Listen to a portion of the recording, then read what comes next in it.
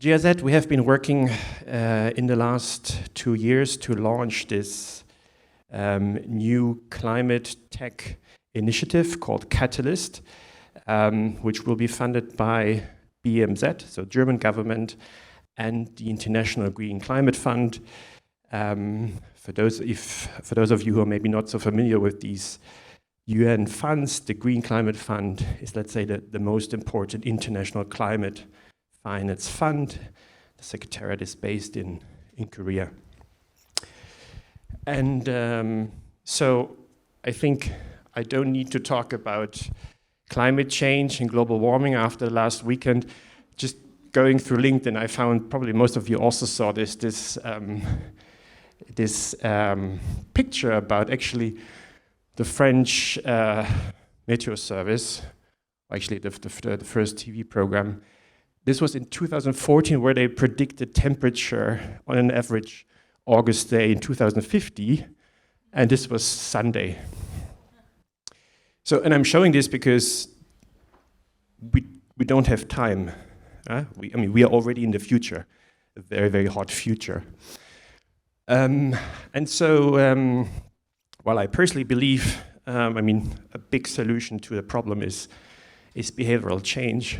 Obviously, we also need big investments in technological innovation. So, and in short, climate tech, which is a very broad term, which describes any kind of technological innovations which contribute to reducing greenhouse gas emissions. So yes, you can see very different topics, but all these innovations are supposed to fight global warming. As maybe some of you might know even better, since you are from a commercial background working in this, venture capital is a very, very key source to bring innovation from labs into markets. And there has been a huge growth in the climate tech industry in the last couple of years. But as you can also see here, and this is obviously not surprising, there are big blind spots when it comes to VC and seed investments in climate technologies, which is, really not surprising, Africa, but also Latin America and Asian countries outside of China. So actually this International Green Climate Fund approached GIZ about 2.5 years ago, and they said, we want to do something in the area of climate innovation and climate tech. And how about you guys, since you have offices all over the world, how you come up with a climate tech acceleration program? So we teamed up with VCs and accelerators in West Africa and Latin America, and developed this new initiative, Catalyst, to exactly do this, which is supporting entrepreneurs with some kind of prototype ideas for climate tech solutions. That's our incubation or pre-acceleration program. And then for early stage ventures, which already have an MVP, to help them with actually a 100K repayable grant to really scale in the markets and bridge this gap in this time period until they get funded by a commercial seed investor. We'll also do a bit of I like to call it's the appetizer work. So we do some kind of climate hackathons to get people really get to know about climate tech and get fascinated and encourage them to think about ideas which they can then incubate in this pre-acceleration program. And we also team up with some VCs to support them in understanding the value of climate tech. There are a few tools in the world which can actually assess the climate potential of a startup product now in the future. Very few. And we want to get interested investors to apply these tools so they can also see the value of these investments in terms of the climate mitigation impact. And so you see we have a lot of partners, and we were very happy when we got in touch with Stefan and the BioCare Foundation last year. And the Bayer Foundation will provide a seed funding for this initiative together alongside with the Green Climate Fund and the German government. And we were very happy about their involvement because so far this initiative focuses very much on climate protection, so reducing greenhouse gas emissions, which is obviously very, very key. But when it comes to African markets, West African markets, a big problem or big challenge there is actually getting your economy, getting your agriculture resilient to the already happening changing climate. And so with funding from the BioCare Foundation, we'll be able to pilot also work, what we call on this adaptation to climate change or resilience angle. So we can really broaden the spectrum of this initiative. You see we have a couple of other very interesting partners. World Fund is the biggest new European, actually Berlin-based European climate tech VC, 350 million they aim to have under management. And also we have a link to the UNFCCC, the Climate Convention in Bonn. So what I understood from talks with Stefan is that Bayer is already doing quite some work on the water challenge. And as I said, adaptation is one of the key challenges, water is one of the key challenges within the adaptation dimension. So what is Bayer doing in this area? Yeah, hi everyone. My name is Jana. I'm part of the corporate giving and social innovation team at Bayer AG. And I have to say, we are not presenting today a working best practice, but we are calling you to apply for being a best practice. And this year we have an initiative in partnership with Get in the Ring, a global startup competition by Unknown Group, called the first Bayer Social Innovation Award with the theme Change the Course of Water. And before heading to the award and why we decided to go for the topic of water, let me give you some background on what our corporate department, corporate giving and social innovation is doing, and why exactly the topic of water this year. So our team is trying to create a world with health for all and hunger for none.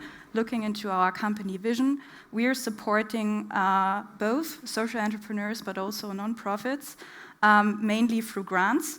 And this year we realized traditional philanthropy won't make it. So we really have to go beyond and also work together with people who have sustainable businesses, who have ideas, who are sustainable in itself, self-sustaining, and those are the people who are sitting here and all over the world, especially in the global south.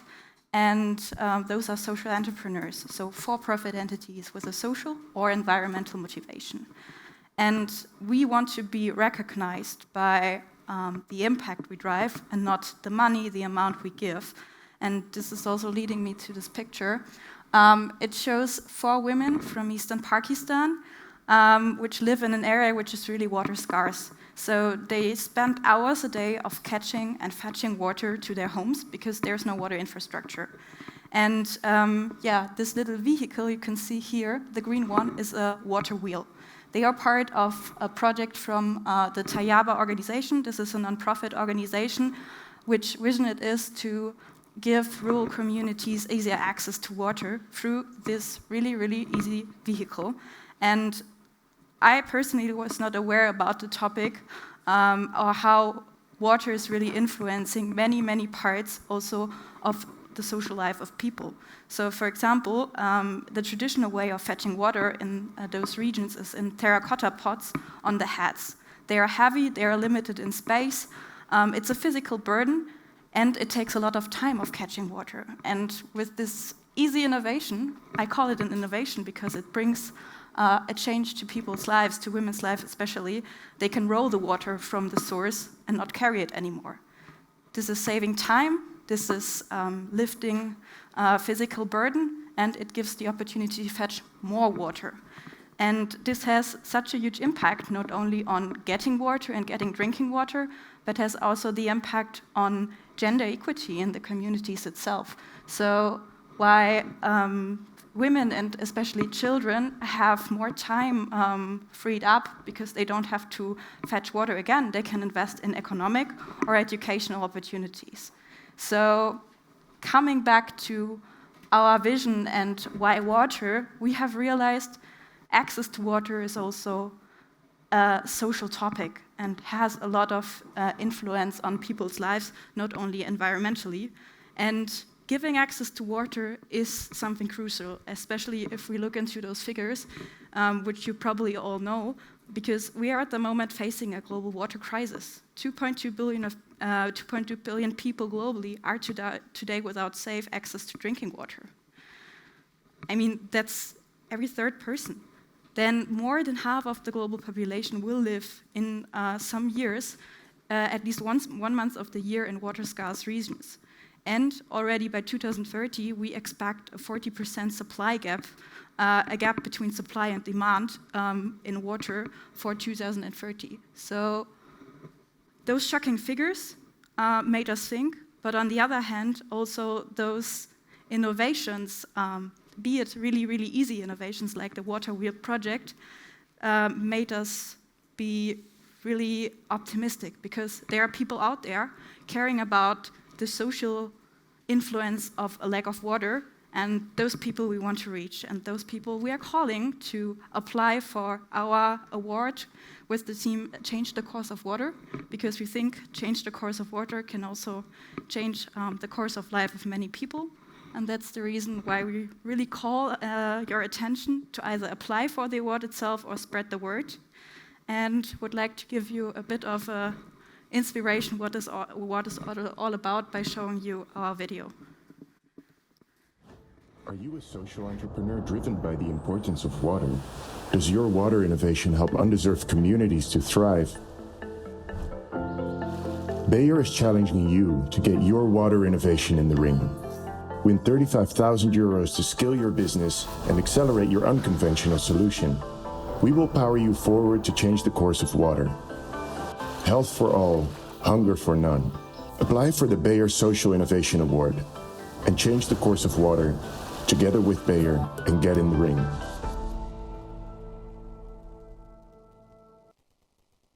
Yeah, to sum it up, we are looking for water enterprises, for social entrepreneurs in the global south, which are active in the domains of giving access to water, making water available, giving access to sanitation, or providing solutions for agricultural water management, because water is influencing both health and hunger.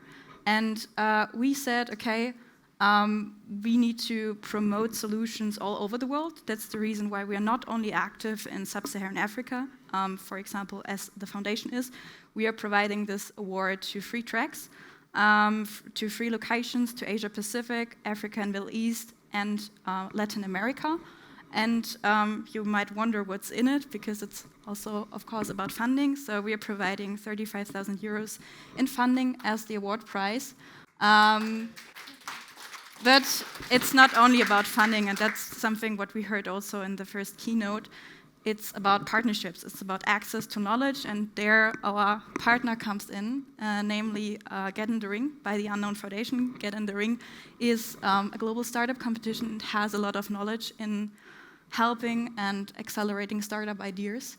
And next to, of course, networks, we will also invite all finalists, 12 finalists, to Europe for a social entrepreneurship week and impact assessment workshops to really not find a solution, but at least talk about how we can measure impact and start with it. And of course, we want to use our brand visibility to give also the water startups more visibility to attract possibly also further funders and funding beyond Bayer. And yeah, I said we're not doing this alone. We are working together here with our partner, Get in the Ring, by Unknown Group. And here I'm handing over to my lovely colleague, Gira, who will tell you a bit more about Get in the Ring and Unknown's portfolio. Thanks, Jana. Thanks, Jana. I think I was just now thinking that probably back in November, October, we were still very much brainstorming with Andrea and Jana on this Biosocial Innovation Award. It's crazy to think how far we've come, also how different I think the initial ideas were than the current award that we're presenting. In general, at Unknown Group, we are very excited to work together with Bayer, as well as with Bayer Foundation, on projects that do focus on providing funding, as well as scaling opportunities to social entrepreneurs. That is very much at the core of what we do as a whole group. We believe that there's so many challenges out there in the world, but we also think that startups have the solutions for them, that there's already so many solutions to problems that we're facing. The only issue is about helping them scale, helping them actually get to the right markets, get to the right consumers, so that they can actually achieve their potential. So as a known group, we very much look at this supporting startups as an integrated approach.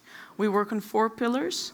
One is providing finance, so we're also impact investors ourselves. We especially focus on investing in startups that focus on transitions that need to happen, so the food transition, the energy transition, as well as other topics related to the SDGs. We also support in providing access to investor networks and different means of getting funding. The second pillar would be access to markets. So we work a lot with large corporations, such as Bayer, but also other industry leaders to help test and bring to market the solutions that startups are working on, as well as working with international governments to help them reach new geographies and new physical markets. We also focus on education and skills building, as well as talent, but maybe on those points, I think you can catch me at a coffee break and happy to tell you more about that. But I think here in particular, what we're leveraging is also Get in the Ring, which is our global startup competition. Very much started from thinking that innovative solutions are everywhere in the world, and that innovation has no borders. That's why we also scaled it up to, at the moment, over 110 countries. So you can find Get in the Ring all the way from Ho Chi Minh City in Vietnam, in Ouagadougou, Burkina Faso, or Porto Alegre in Brazil, and everywhere in the middle. Which is also the network that we're currently leveraging for the Biosocial Innovation Award. We're spreading the word to our local partners that we are looking for those solutions that can change the course of water. As Jana mentioned, also happy to bring the finalists to our global events coming up in November. But I think before we get to the finalists, there's still a couple of steps ahead. And I think Jana will tell you what the coming months will look like. Yeah, so good message. You can still apply, or you can still spread the word to people you know who might be willing to apply. We take applications until July 1st, so basically a bit more than a week. Selection will happen over European summer. There will be a public voting opportunity to increase also the visibility of startups. And we will have a pitch day in October, and then the award ceremony in the Netherlands in November. And we really look forward of really also meeting all finalists in person if COVID allows, hopefully. And yeah, if you're now a water entrepreneur yourself, or you know someone who might be interested of taking part in this award, please spread the word. Look at our website we have set up for the award, or scan this little QR code. We have a media promo kit set up, and it also contains this little video. And if you want to spread the word, feel free to do so. We would be really happy either to see you, other applicants, or to see your amplification power. Thank you so much. Hi, I'm Shoshan Haran. I'm a seed expert who worked many, many years for the seed breeding industry. And during my work, I realized that seeds are the basis of the food supply in the world, but they're not accessible to smallholder farmers in developing countries. So after more than a decade of working with the seed breeding industry, I decided to found the Fair Planet. And we believe that every farmer matters, no matter the size of the plot and where he lives or she lives. And I'll tell you a little bit about what we do. So our vision is actually to turn subsistence farmers to agri-business entrepreneurs, so they can not only produce enough food for their families and communities, but also gain income. And we believe the best way to do it is through access to high-quality seeds to allow them to exit the cycle of poverty and hunger. So the way we approach the problem is through cross-sectorial partnership. The first thing we do, which is, I think, very, very crucial and important, is to do local needs assessment. So the first step in every country is to study what are the local needs, to create local partnership with the University of Agriculture, with the local bureaus of agriculture, and to learn in order to develop sustainable solutions for the local farmers. The second thing is to study the demand, the market, because farmers eventually, if they want to become agribusiness, they need to sell their produce.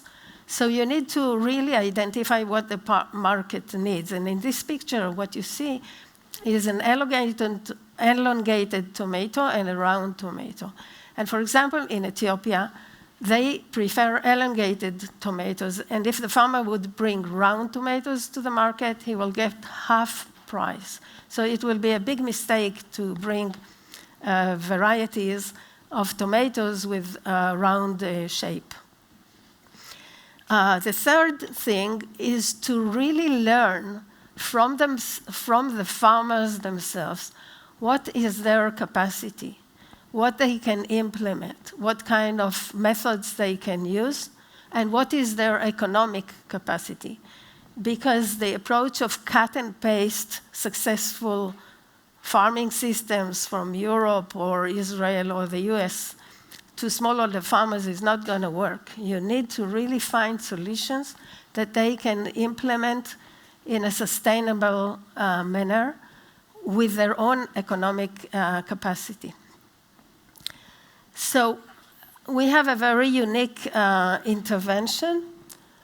First of all, we work with 9 of the biggest seed companies in the world. I was working for the private sector, and I used my network to connect with all the seed partners, Bayer Crop Science, of course, and all the other leading seed companies. And I persuaded them to join Fair Planet on a pre-competitive level, working together for the benefit of the farmers. I said to them, you will be doing good with the seeds you have already developed, but also you will get new markets accessible to them, because once these farmers are able to use the seeds successfully, they will be your future customers. So it's a win-win situation, but you need to bridge the gap, because those farmers are very small. On average, they have less than 1 hectare, and they're not connected. They don't even know about seed solutions. They don't even know about good agricultural practices. So the first thing is to do adaptation or variety trials in the terms of the industry, and to find out which are the best performing varieties from all the seed partners that we have. Which are the best performing varieties on local conditions, specific agroclimate, specific season, wet season, dry season, and using the farmer's own practices. You need very resilient seeds. The seeds that would go to Netherlands for protected production, of course, will not be suitable for open field production. And then what we do next, we develop curriculum on good agricultural practices that is understandable and accessible to the local farmers, even if they are illiterate. And just to give you an example, this is precise fertilization, a method we developed in Ethiopia to teach farmers how to do precise fertilization based on the age of the plant. And we usually, in developed countries, you will have a table and scale, and you will calculate how many kilograms per hectare, and so on and so forth. But this is not relevant for them, because most of them are illiterate. So we developed this method, and all our booklets, our production guidelines, are using illustrations so the farmers can implement even if they don't know how to read and write. And then, how do we work on the ground? So first of all, we believe in on-farm training. It's not enough to invite the farmers to our excellence centers and to see how beautiful the crops are managed, and because it's so far away from what they know that for them it's like it's inaccessible. So we invest a lot of resources and time. We work with volunteers, and we train lead farmers on their own farms how to improve their crop performance. We're using the best seeds, and then we teach them how to improve their production. And then, in parallel, we train the local training systems, the local extension system of the country, of the Ministry of Agriculture, and we transfer all the knowledge to the local system. We have village seminars and open days to actually demonstrate good farming practices on the farm. So all the neighbors come and see the performance of the lead farmers, and they learn about the project, and they are able to participate.